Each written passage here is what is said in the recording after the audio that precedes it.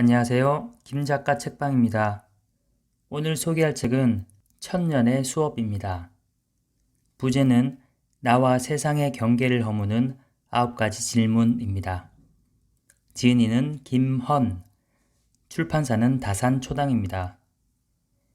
지은이인 김헌 교수는 현재 서울대학교에 적을 두고 있으며 서양 고전학 전문가로서 각종 TV 예능에 출연하고 있습니다. 그리고 그가 20권 정도 책을 썼는데요. 서울대학교에서 매년 발표하는 도서관 대출 순위 상위에 오를 정도로 인기가 좋다고 합니다. 저는 그 중에서 최근에 나온 책 중 하나인 천년의 수업을 소개해 드리도록 하겠습니다. 먼저 책을 관통하는 9개의 큰 질문을 안내해 드리겠습니다. 나는 누구인가? 인간답게 잘 산다는 것은 무엇일까? 우리는 도대체 무엇을 위해 이토록 치열하게 사는가? 어떻게 살아야 만족스럽고 행복할 수 있을까? 세상의 한 조각으로서 나는 무엇일 수 있을까? 변화하는 세상에서 무엇을 준비해야 하는가? 평범한 우리들의 이야기는 역사가 될 수 있을까? 타인을 이해하는 것은 가능한가? 잘 적응하려면 무엇을 공부해야 하는가? 위의 9가지 내용은 누구나 한 번은 품어보았을 법한 철학적인 질문이자 화두입니다. 이러한 문제를 김헌 교수는 자신의 전공인 고대 서양 문화와 접목하여 자신의 주장을 펼쳐내고 있습니다. 사실 저는 예전부터 서양 고전이나 그리스 로마 신화에 큰 흥미를 가지진 못했습니다. 내용이 좀 황당하기도 하고 현실적이지 못한 면들이 있어 매력을 느끼지 못했던 것 같습니다. 그런데 김헌 교수님은 그리스 로마 문화를 끊임없이 불러와서 이야기를 풀어나가고 있기 때문에 이 책을 읽으면서 단편적으로나마 저의 이해도가 조금은 높아진 것 같습니다. 혹시나 저처럼 그리스 로마 신화와 같은 서양 고전을 잘 모르는 분들은 이 책을 통해서 자연스럽게 서양 고대사에 눈을 뜨는 계기가 되실 수도 있을 것 같습니다. 그러면 지금부터 책의 내용을 한번 살펴보겠습니다. 삶은 영원하지 않고 시간은 잔인하리만큼 냉정하게 뚜벅뚜벅 자신의 보폭대로 걸어갑니다. 행복만 계속되는 인생은 없으며 설사 그렇다 해도 결국에는 죽음으로 끝이 납니다. 타인의 고통을 오롯이 이해한다고 감히 말할 수는 없지만 저는 삶이 지독하게 힘들어도 절대 포기하지 말라는 이야기를 꼭 하고 싶습니다. 누구의 인생도 줄곧 평탄하지는 않습니다. 저에게도 때때로 견디기 힘든 고비가 찾아왔어요.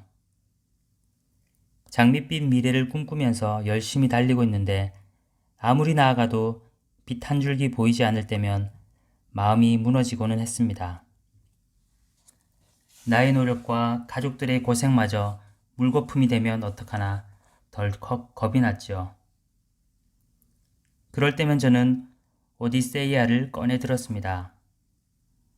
오디세우스는 영원하고 평탄한 삶을 포기하고 아프면서 고통스럽고 시시각각 고독에 휩싸이는 인간의 삶을 향해 스스로 뛰어들었습니다. 그는 인간이 가장 피하고 싶어하는 죽음마저 부정하지 않고 받아들입니다. 언젠가는 죽을 것이기 때문에 살아있는 지금이 아무리 고통스러워도 더욱더 가치 있다는 사실을 알았던 것이죠.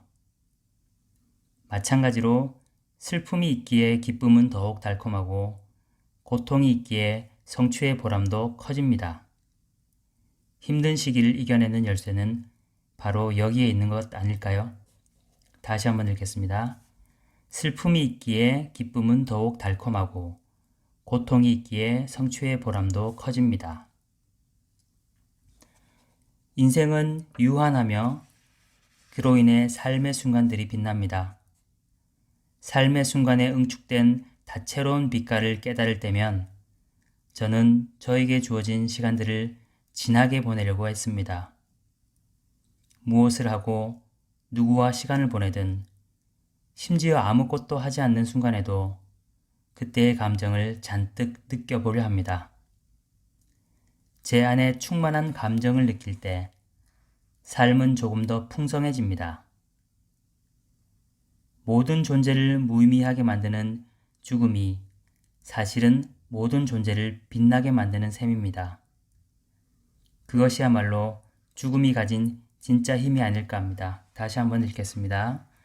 모든 존재를 무의미하게 만드는 죽음이 사실은 모든 존재를 빛나게 만드는 셈입니다. 저는 제 아이들이 자라는 동안 내가 인생의 주인공임을 잊지 말라는 말을 여러 번 해주었습니다. 학생들에게도 꼭 이야기합니다. 여러분이 여러분 삶의 주인공이다. 그 삶이 한 편의 영화가 될 수 있도록 주인공을 멋지게 해내라. 라고 말이죠. 영화가 재미있으려면 너무 잔잔하기만 해서는 안 돼요. 물론 잔잔한 영화 중에도 좋은 영화가 많죠. 그렇지만 진지하게 볼 수 있는 건 역시 파란만장해야 합니다. 관객으로 하여금 잠시도 눈을 뗄 수 없게 만드는 영화들은 보통 스토리가 예상 밖으로 전개되죠. 그 속에서 주인공은 고통을 이겨내고 열악한 상황을 극복해요. 그러고는 결국 멋진 결말을 만들어냅니다. 우리 인생도 그래요. 어떻게 흘러갈지 전혀 알 수가 없습니다. 이것이 바로 우리가 삶을 포기하지 말아야 하는 이유입니다. 지금 나에게 주어진 환경이 나쁘다고 해서 주저앉지 않았으면 좋겠어요. 삶을 포기하지 않았으면 좋겠습니다. 그건 어떻게 보면 더 멋진 주연이 될 수 있는 기회거든요. 반대로 좋은 조건을 갖고 있다면 거기에 안주하거나 즐기기만 할 것이 아니라 자신을 둘러싼 온실을 박차고 나와 새로운 도전을 해볼 수도 있을 겁니다. 그렇게 더 멋진 이야기를 써나가는 것입니다. 부잣집에서 태어난 남자가 주인공인 연속극이 있다고 해봅시다. 주인공은 잘생기고 똑똑한 데다 성격까지 좋아요. 아무 문제가 없는 거죠. 좋은 환경에서 행복하게 자란 주인공이 하는 일마다 전부 잘 되는 것으로 연속곡이 끝나버리면 보는 사람마다 재미없어 할 겁니다. 사실 그런 주인공은 존재하지도 않습니다. 아무리 가진 게 많고 운이 좋더라도 인생이 내내 평탄하기만 할 수는 없어요. 누구나 그렇게 살고 싶지만 실제로 그렇게 되지는 않습니다. 겉으로 볼 때는 멀쩡한 것만 같은 사람들도 매번 나름의 어려움을 만나고 고민한단 말이죠. 때로는 열등감을 느끼거나 좌절하기도 합니다. 각자 자신의 어려움에 짓눌리지 않고 이겨내는 과정이야말로 멋진 스토리가 되는 겁니다. 그런 사람은 자신의 삶 속에서 돋보이는 주연 배우가 되는 것이죠. 저에게도 그런 과정이 있었습니다. 지금은 다른 사람들의 눈에게 제 인생이 괜찮아 보일 수도 있을 것 같아요. 어디 가서든 나쁜 대접을 받지 않는 직업을 가지고 있고 제 이야기에 귀를 기울여주는 분들도 많으니 말입니다. 그리고 이렇게 책까지 쓰고 있잖아요. 얼마나 감사한 일인지 모릅니다. 현재 저만 놓고 본다면 높은 자존감을 지닐 만한 환경에 있다고 할 수 있겠지만 어린 시절에는 그렇지 못했어요. 저희 집은 형편이 그리 좋지 않았습니다. 어려운 가정 환경은 사춘기 시절뿐만 아니라 대학을 다니며 진로를 고민할 때도 저에게 큰 부담이 되었어요. 대학원에서는 저보다 뛰어난 사람들 사이에서 유학을 가서는 선진국의 다양한 프리미엄을 누리는 프랑스의 학생들에게 열등감도 느꼈습니다. 예전에 저는 제가 지금만큼 살 수 있을 거란 생각을 하지 못했어요. 물론 지금도 굉장히 넉넉하다거나 누구를 부러워할 수 없을 만큼 모든 점에서 훌륭한 삶이라고는 할 수 없지만 과거와 비교해보면 경제적으로나 정신적으로나 좀 더 편안하게 사는 것 같습니다. 무언가 마음대로 되지 않을 때, 사는 게 힘에 부친다고 느껴질 때면 저는 늘 이런 다짐을 했습니다. 이번에도 잘 이겨내자. 힘든 상황을 극복한 주인공이 더 멋지지 않는가? 가끔은 오기가 생기기도 했습니다. 나에게 주어진 시련을 고분고분하게 받아들이고 싶지 않았어요. 내 인생이니까, 내가 주인공이니까, 시련과 한계를 이겨내고 지금보다는 훨씬 더 멋지게 살아내고 싶었습니다. 저는 이 이야기를 꼭 해주고 싶습니다.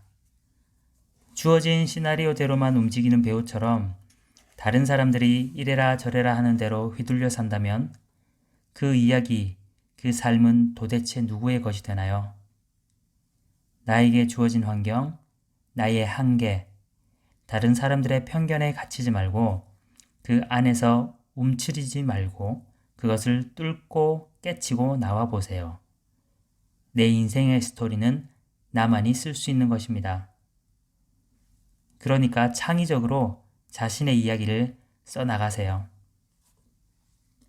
자기 인생이 어떻게 흘러갈지 아는 사람은 단 한 명도 없습니다. 아직 끝나지 않은 인생을 실패라는 한마디로 규정하지 않았으면 좋겠어요. 현재의 내 모습이 마음에 들지 않는다고 해도 미래의 내 삶은 내가 어떻게 써나가느냐에 따라 얼마든지 달라질 수 있을 거예요.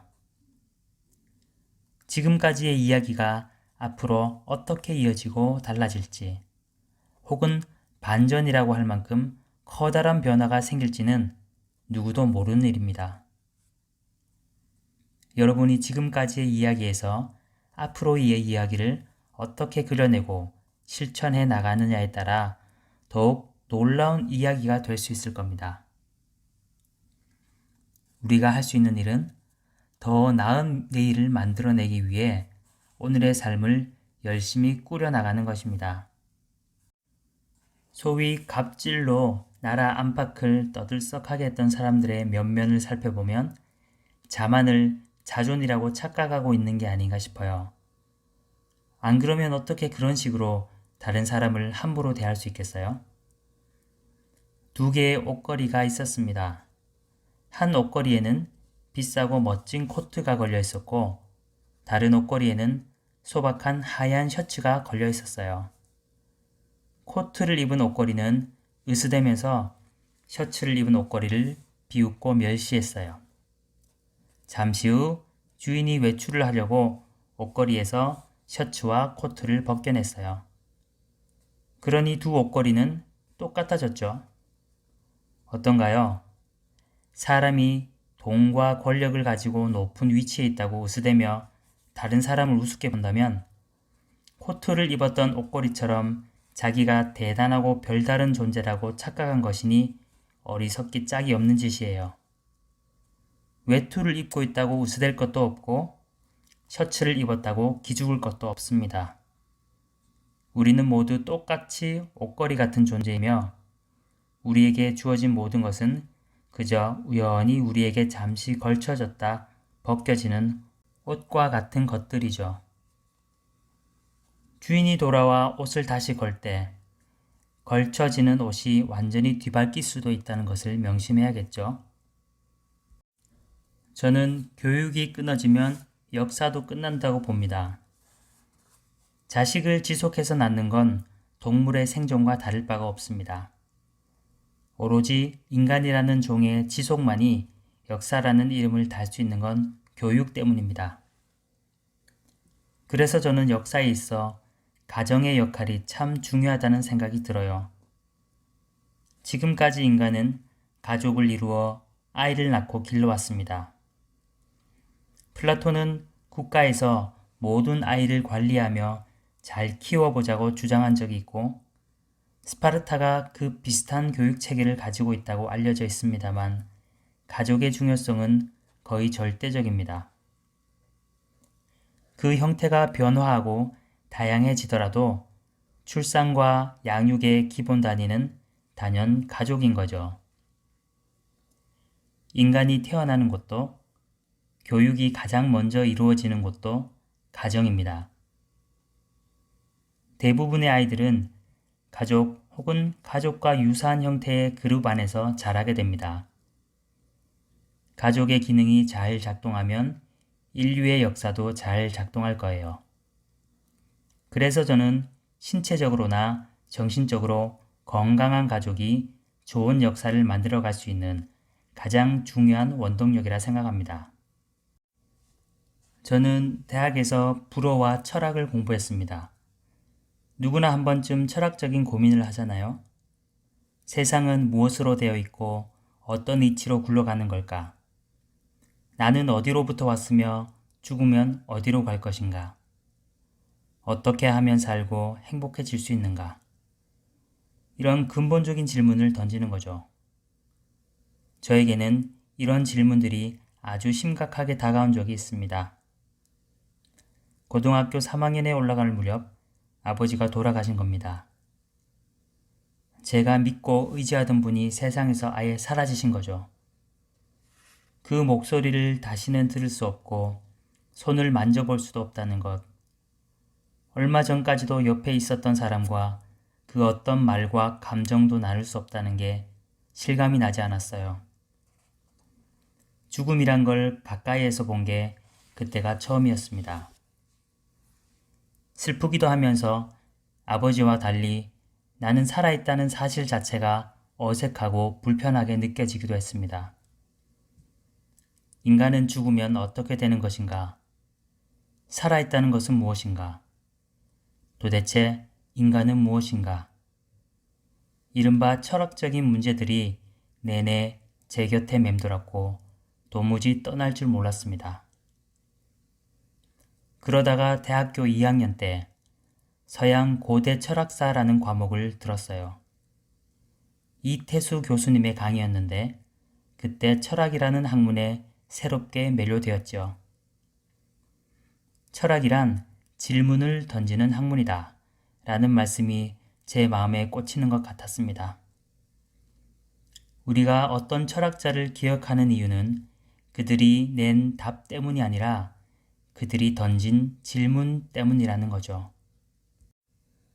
그리고 그들이 던진 질문은 세상에 살면서 누구나 의문을 가질 법한 것들이었죠. 철학 강의를 듣고 철학자들의 질문을 파헤쳐가면서 그들이 던진 질문에 공감할 수 있다는 게 정말 좋았습니다. 저의 질문도 좀 더 명료해지는 느낌이었죠. 그런 이유로 대학을 졸업하고 고등학교에서 불어를 가르치는 와중에도 철학 공부를 계속했어요. 이태수 선생님을 지도교수로 모시고 서양 고대 철학을 전공했죠. 대학원에 올라와서는 주로 플라톤을 읽었는데 많은 시간을 김남두 선생님과 함께 했죠. 그리스어 원문으로 플라톤을 읽으면서 한 구절 한 구절이 힘겨웠지만 낯선 암호 같은 문장이 선생님과의 강독을 통해 그 의미가 드러날 때 머리에 햇빛 비추듯 환해지던 순간이 감격스러웠습니다. 교육이라는 것은 단순히 기존의 정보나 가치를 전달하는 것이 아닙니다. 그것으로 끝난다면 인류는 발전하지 못할 거예요. 교육자들을 비롯한 기성세대는 다음 세대에게 이런 이야기를 해줘야 합니다. 자, 이것이 우리가 지금껏 축적한 지식이고 우리가 추구할 만한 가치라고 여기는 것들이다. 이걸 잘 배우고 이걸 토대로 너희는 더 좋은 걸 만들어라. 너희는 이것 이상으로 해낼 수 있다. 알고 있는 것을 알려주는 것이 교육의 전부라고 생각하는 데서 문제가 생기는 것 같아요. 거기서 더 나아가 너희들이 만들어낼 것이 있다라는 사명의식을 자율성과 함께 심어주는 게 교육의 또 다른 핵심이거든요. 그러면 새로운 세대는 기성세대와 다른 생각으로 다른 걸 시도해 볼 거예요. 기성세대 입장에서는 그게 이해가 되지 않더라도 창의적인 도전을 지켜보고 격려해 줘야 합니다. 저는 다음 세대에게 사다리를 놓아주는 게 교육이라고 생각합니다. 사다리의 용도는 그 위에 이르는 것입니다. 어느 지점으로 가기 위한 것이죠. 교육자는 사다리를 줘야 해요. 그러면 학생들은 사다리를 끌어서 타고 올라갈 것이고 그게 필요하지 않다면 그냥 버릴 수도 있을 거예요. 버려질 것을 각오하고서라도 최대한 튼튼하고 좋은 사다리를 주어야 합니다. 아이들이 그걸 통해 더 좋은 곳으로 향할 수 있다는 가능성을 붙들고 말이죠. 저는 이게 교육자의 역할이자 교육자의 한 사람인 저의 역할이라고 생각합니다. 이렇게만 된다면 인류는 잘 지속되고 또 발전할 것 같습니다. 가끔씩 아주 뛰어난 사람들이 나와서 새로운 기술을 개발해내고 새로운 시스템을 만들면서 삶의 여건이 더 좋아지겠죠. 그런 사람은 반드시 필요하고 슈퍼 엘리트를 키워야 하는 것도 교육의 역할 가운데 하나입니다. 그러나 그런 소수의 탁월한 사람들이 자기 능력을 펼치게 해주고 거기에 조력하는 사람들을 길러내는 것 또한 교육자를 비롯한 기성세대의 몫일 것입니다. 대학에서 한 교육학 선생님께서 하신 말씀이 생생합니다. 미국 교육의 목표는 워싱턴 같은 사람을 만들어내는 것이 아니라 워싱턴과 같은 사람을 선택할 수 있는 시민의 육성이다. 우리 교육의 목표도 각자의 자리에서 최대한의 능력을 발휘하면서 공동체 전체를 생각할 수 있는 깨어있는 시민을 키우는 것이 아닐까 생각해 봅니다. 세상이 복잡해질수록 욕망은 다양해지고 충돌도 잦아지며 그 양상도 복잡해집니다. 몇몇 사람만 모여도 갈등이 생기는데 오죽할까요? 우리나라도 지역 갈등과 좌우 갈등, 계층 갈등, 세대 갈등, 남녀 갈등 등 수많은 갈등으로 몸살을 앓고 있습니다. 때와 상황에 따라 그 심각성이 더하거나 덜할지언정 갈등은 계속 존재하고 있어요. 이것을 비단 우리 사회의 문제라고만 할 수는 없습니다. 다원화 시대로 나아가는 와중에도 인종 갈등은 사라지지 않고 민족 갈등이나 종교 갈등으로 내전이 끊이지 않는 나라도 있으니까요. 보통은 갈등을 부정적인 것으로 생각합니다. 평화와 화합을 방해하고 망치는 요소라고 인식해요. 그런데 인간 사회에 갈등이 있는 건 당연하거든요. 갈등을 억지로 숨기기보다는 내놓고 함께 논의하면서 해결책을 찾는다면 상호 이해의 계기가 되고 발전의 원동력이 될 수도 있죠. 갈등을 숨기는 것이야말로 위험한 일일지 모릅니다. 갈등이 없는 것처럼 포장하는 사회는 결코 그 갈등을 해결해 나갈 수 없어요. 연인이나 부부 사이도 그렇잖아요. 의견 충돌이나 다툼이 한 번도 없다는 게 꼭 좋은 것만은 아니거든요. 어떤 부분이 서로 다른지 알아야 타협과 조율도 가능하니까요.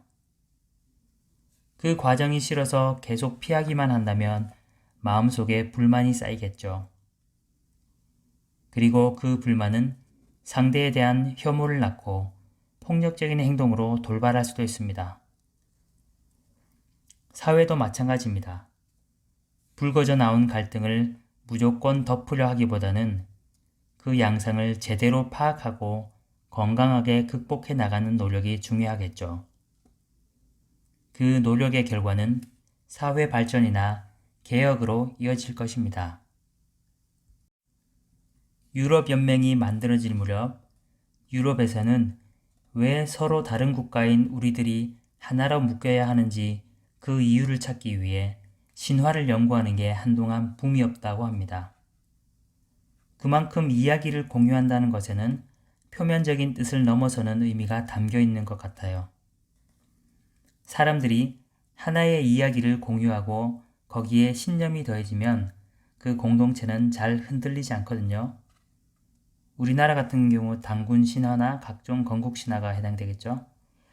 이야기를 함께 읽고 듣고 말하고 계속 전승하면서 우리는 이야기를 매개로 세상을 바라봅니다. 한 사람 안에 누적된 이야기는 곧 그 사람의 세계가 됩니다. 이야기를 공유한다는 건 결국 같은 세계를 가진다는 것입니다. 물리적으로 떨어져 있는 사람들도 가까이 묶어주는 힘이 되죠. 그리스인들에게는 신화가 그러했고 이런 방식은 로마인들에게 그대로 전이됩니다.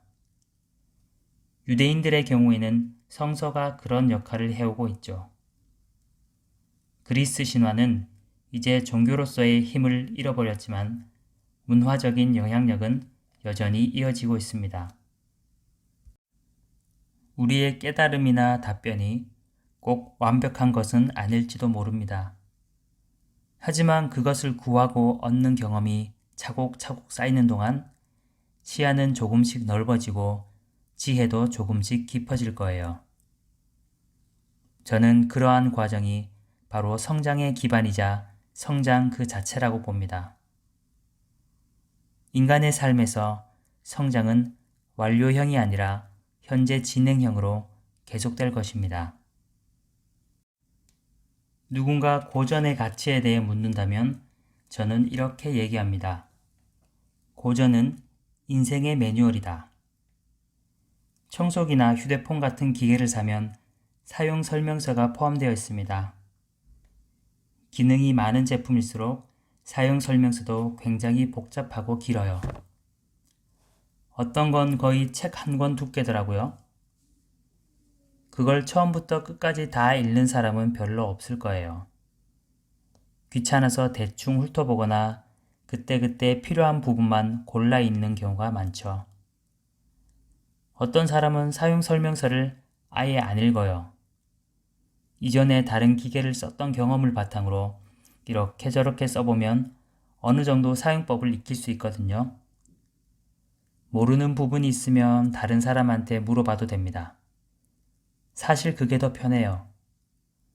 설명서를 펼쳐서 필요한 부분을 찾고 그걸 읽은 뒤에 적용시켜보는 번거로운 과정 없이 족집게 과외 받듯이 원하는 내용만 들을 수 있으니까요. 운이 좋으면 사용 설명서가 없어도 기계를 잘 쓸 수 있어요.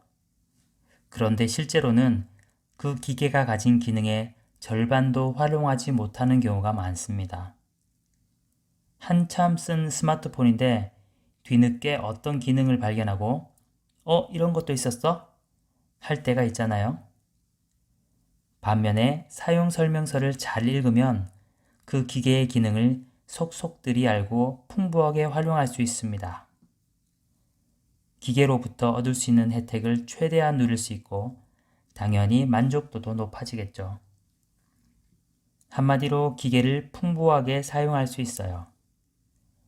고전과 인생의 관계를 여기에 비유할 수 있을 것 같습니다. 어느 시대나 깊고 예리한 통찰을 지닌 현자들이 있습니다. 그런 사람들이 남긴 기록은 당대 사람들에게 큰 충격이나 감동을 주는데요. 때로는 논란이 되기도 하지만 시간이 지나면 제대로 된 평가를 받게 되죠. 그 중에서도 특별히 많은 사람들에게 널리 읽히며 시간이 지나도 그 가치를 인정받는 작품을 고전이라고 합니다. 고전도 기계의 사용 설명서처럼 어렵고 재미가 없는 것들이 많아요. 어떤 고전은 내용이 너무 방대해서 이게 전부 다 쓸모가 있나 싶기도 합니다. 도대체 왜 이런 것까지 알아야 하는 걸까? 내가 이걸 써먹을 일이 있을까? 이런 생각이 들 수도 있습니다. 그런데 우리의 앞날이 항상 평범하거나 평탄하진 않아요. 때로는 절대 일어나지 않을 것 같았던 일들이 일어나고 전혀 예상하지 못했던 문제를 만나기도 합니다. 그럴 때면 누구든 막막할 거예요. 요즘 유행하는 말 중에 인생 2회차라는 말이 있어요. 어떤 상황에서든 빠르게 적응하고 능숙하게 대처하는 사람들에게 이미 한번 살아본 거 아니냐는 뜻으로 하는 농담인데요. 사실 그런 사람은 흔하지 않잖아요. 그보다 훨씬 많은 사람들이 인생에서 길을 잃기도 하고 오랜 시간 헤매기도 해요. 저도 마찬가지였으니까요. 인간은 한 번밖에 살 수 없습니다. 그런 만큼 최대한 시행착오를 줄이려 하고 후회 없는 선택을 하기 위해 애씁니다. 그래서 나와 비슷한 일을 먼저 겪은 사람들에게서 힌트를 얻으려 해요. 누군가를 멘토로 삼아서 그 사람의 이야기를 듣기도 하고 친한 선배나 친구에게 조언을 구하기도 합니다. 기계를 쓰다가 모르는 게 생겼을 때처럼 말이죠. 그런데 고전이야말로 내가 아직 겪어보지 못했던 문제를 먼저 경험한 사람의 이야기, 그것도 엄청나게 많은 사람들의 이야기가 담겨 있거든요. 한 번뿐인 인생을 살면서 자의든 타의든 여러 질문에 부딪히고 그 답을 찾아야 할 때 가장 유력한 답을 제시해 주는 것 중 하나가 고전인 것 같아요. 우리와 같은 고민을 우리보다 먼저 살았던 사람들이 겪은 이야기를 읽고 삶의 지혜를 얻을 수 있다면 인생을 풍부하게 살아가는데 도움이 될 것입니다. 그런 의미에서 고전은 분명 만족스럽고 행복한 인생을 위한 매뉴얼이라고 할 수 있습니다. 인간은 죽을 때까지 성장하는 존재입니다. 무언가를 추구하고 노력한다고 해서 내가 처한 상황이 단박에 바뀌지는 않지만 나라는 사람이 어제보다 오늘, 오늘보다 내일 더 나아질 수 있습니다. 그리고 좀 더 나은 내가 되면 어느덧 나를 둘러싼 상황도 조금씩 변화하기 시작합니다. 성장을 포기하고 꿈꾸지 않는 순간 시간에 따라 죽어가는 것이 되죠. 성장에 필요한 건 경험입니다. 아기들도 때마다 필요한 발달 단계를 거쳐야 몸과 마음이 자라는 것처럼 크고 작은 사건들을 겪으며 삶의 노하우를 익히는 거죠.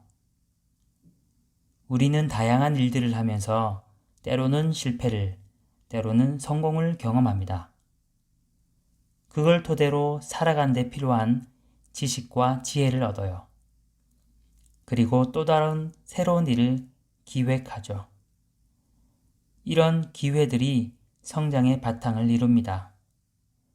그것이야말로 진정한 뜻에서 살아가는 것이 아닐까요? 그런데 한 사람이 할 수 있는 경험의 양에는 어느 정도 한계가 있어요. 돈과 시간, 체력 같은 것들이 무한정으로 주어지지 않습니다. 이때 우리의 경험을 보완해 줄 수 있는 게 책입니다. 대개 사고력과 어휘력, 독해력 발달을 이유로 아이들에게 독서를 권장하는데 저는 간접 경험의 기회가 확대되는 것이야말로 독서의 가장 크고 중요한 이유가 아닐까 생각합니다. 이것은 아이와 어른 모두에게 그렇습니다. 책이라는 것은 어떤 면에서는 인생 시뮬레이션 게임과 비슷합니다. 책을 펼쳐보면 온갖 시대와 공간을 배경으로 별의별 상황이 다 펼쳐져요. 우리는 이야기 속의 주인공을 자신과 동일시하면서 그 인생을 한번 살아보는 거예요. 일리아스를 읽을 때는 아킬레우스가 되어 전쟁터를 누비고 아라비안 나이트를 읽으면서 알리바바나 신바드가 되어 신기한 모험을 하는 거죠. 고전이라고 불리는 책을 보면 굉장히 다양한 인물들이 등장해요. 아주 똑똑하거나 집요한 사람, 처절하게 실패하고 복수심에 불타는 사람, 잘못된 선택으로 인생의 나락으로 굴러떨어지는 사람, 실제로 존재했던 인물도 있고 허구의 인물도 있어요. 작가들은 이야기라는 형식을 빌려 우리가 어떤 인물에게든 감정이입을 하고 그 인물이 사는 세계 속으로 들어가 볼 수 있는 기회를 줍니다. 책을 읽다 보면 자연스럽게 질문이 떠오릅니다. 이 사람은 왜 이런 선택을 했을까? 이런 환경에서 나라면 어떻겠을까? 지금 나에게 비슷한 일이 생긴다면 어떻게 해야 할까? 그들이 어떤 선택을 하고 그로 인해 얼마나 고통을 받았으며 어떤 최후를 맞이하는지 보면서 인간과 인생에 대해 묻게 되는 거예요. 이러한 고민은 진짜 나의 인생에서도 유효한 것들입니다. 책은 많은 사람과 상황과 사건, 사회와 시대를 경험하게 해주면서 나를 만들어가고 다른 사람을 이해할 수 있는 기회를 제공하죠. 우리는 책 읽기를 통해 수많은 세계를 경험합니다. 독서는 즐거움인 동시에 인생을 이해하고 살아가는 무기가 됩니다. 같은 책이라도 어렸을 때 읽은 느낌과 어른이 되어서 읽은 느낌은 완전히 다를 수 있습니다. 예를 들어 어린 왕자를 읽었다고 할까요? 어린이들이 읽었다면 모자인 줄 알았던 물건이 사실은 뱀이고 구멍 뚫린 상자 안에 정말로 양이 있는지 책에 눈을 대볼 수도 있고 조그마한 별과 그 별을 차지하고 있는 바오밥 나무가 신기하게 보이기도 하고 그럴 것입니다. 그런데 청소년이 되어 어린 왕자를 읽으면 마음에 들어온 내용이 또 달라요. 길들인다 라는 말의 의미에 꽂혀서 관계에 대해 고민해 보기도 하고 책 속에 등장하는 가식적인 어른들을 비판적인 시선으로 바라볼 수도 있겠죠. 나이가 어느 정도 든 다음에 어린 왕자를 읽으면 또 다른 감상이 나옵니다. 어린 왕자가 이상하다고 되뇌었던 여러 별들의 어른들, 왕, 주정뱅이, 사업가, 멋쟁이 등등이 이상하지 않게 다가오는 겁니다. 그들의 쓸쓸함이 절실하게 다가오면서 울컥해지기도 하죠. 햄릿을 처음 읽었을 때의 충격은 잊을 수가 없습니다. 동생이 형을 죽이고 왕이 되었다는 것. 죽은 형은 억울해서 유령이 되어 나타났다는 것. 형을 죽인 아우는 형의 아내와 결혼을 하고 자신과는 아무 관련 없는 사건 때문에 인생 전부를 걸고 복수를 해야만 하는 햄릿의 고민 등 많은 것이 저를 혼란스럽게 했습니다. 우리가 살아가며 얻는 깨달음이나 답변이 꼭 완벽한 것은 아닐지 모릅니다. 하지만 그것을 구하고 얻는 경험이 차곡차곡 쌓이는 동안 시야는 조금씩 넓어지고 지혜도 조금씩 깊어질 겁니다. 저는 그러한 과정이 바로 성장의 기반이자 성장 그 자체라고 봅니다. 인간의 삶에서 성장은 완료형이 아니라 현재 진행형이라고 했습니다. 그렇게 우리 인생은 무르익어가며 아름답게 저물어 가겠죠. 이상으로 천년의 수업 소개를 마치겠습니다. 다음 편에 뵙겠습니다. 감사합니다.